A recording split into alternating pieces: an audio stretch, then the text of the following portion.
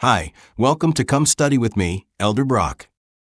Today, we will be looking at 2 Samuel 8 through 10. These chapters stand in an important place in David's life. This is the season when his kingdom is being strengthened.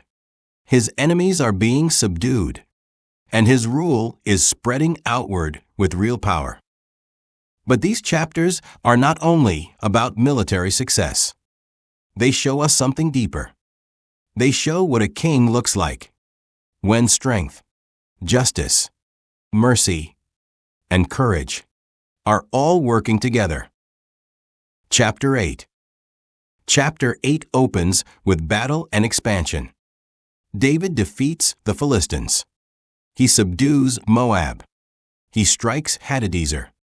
Syrian forces come to help and are defeated. Edom also falls under his power. The chapter moves quickly, but its message is plain. David's kingdom is no longer small and fragile. It is being established. Borders are being secured. Enemies are being restrained. The throne is no longer merely surviving. It is ruling. But the chapter does not present David as a man simply collecting victories for his own glory. Again and again, the message is that the Lord preserved David, whithersoever he went. David was skilled. David was bold. David was a real king. But behind the victories was the protecting hand of God.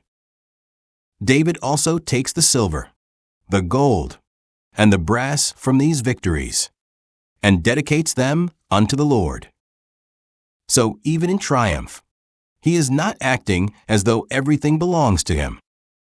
The spoils do not become a monument to self. They are turned Godward. Then the chapter lands on a powerful line. David reigned over all Israel, and David executed judgment and justice unto all his people. That is the real measure of strength. Not merely that a king can win battles, but that he can rule rightly after the battle is over. Chapter 9. Then chapter 9 takes a surprising turn. After war, David asks a question. Is there yet any that is left of the house of Saul, that I may shew him kindness, for Jonathan's sake?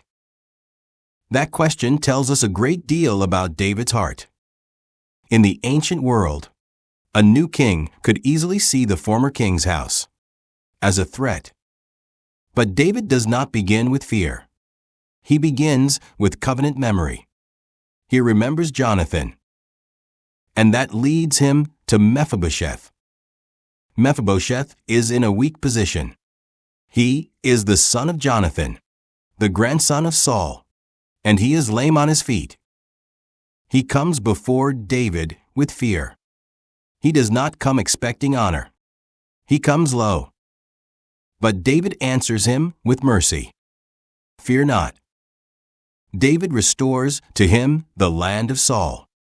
He appoints servants to care for it.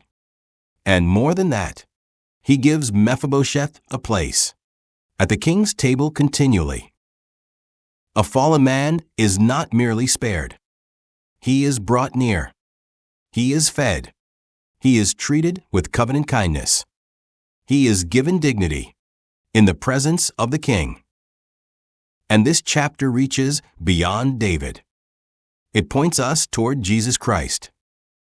Because this is how the true king deals with those who come to him weak.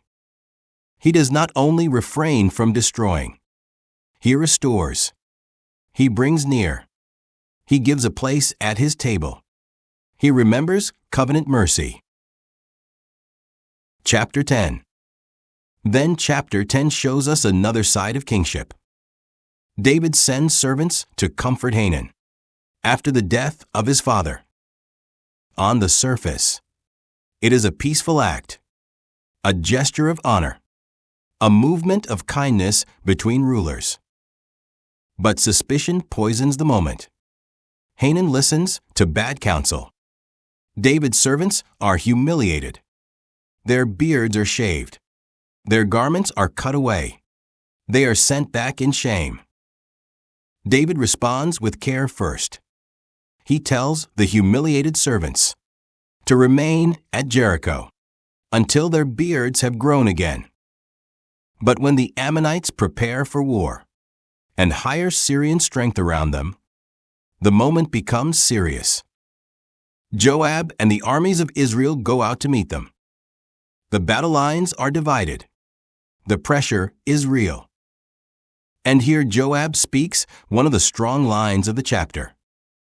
Be of good courage. Let us play the men for our people, and for the cities of our God. And the Lord do that which seemeth him good. That is brave faith, not arrogance, not panic, not empty talk. Courage joined with duty, strength joined with submission to God. The Syrians flee. The Ammonites retreat. Later, when the Syrians gather again, David himself leads the larger battle, and they are defeated decisively. So chapter 10 teaches that kindness must not be confused with weakness.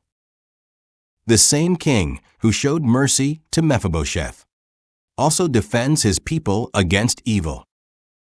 Justice without mercy becomes hard. Mercy without courage becomes fragile.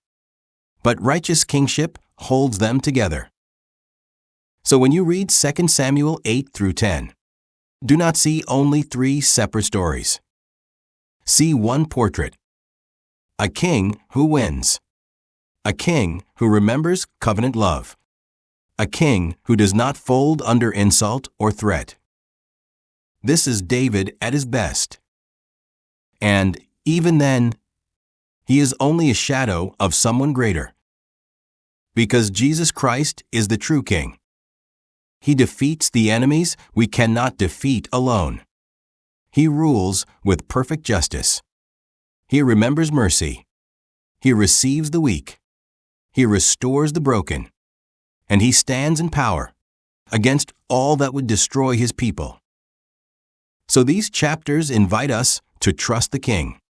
The scriptures are really pointing toward not only David on the throne, but Christ forever.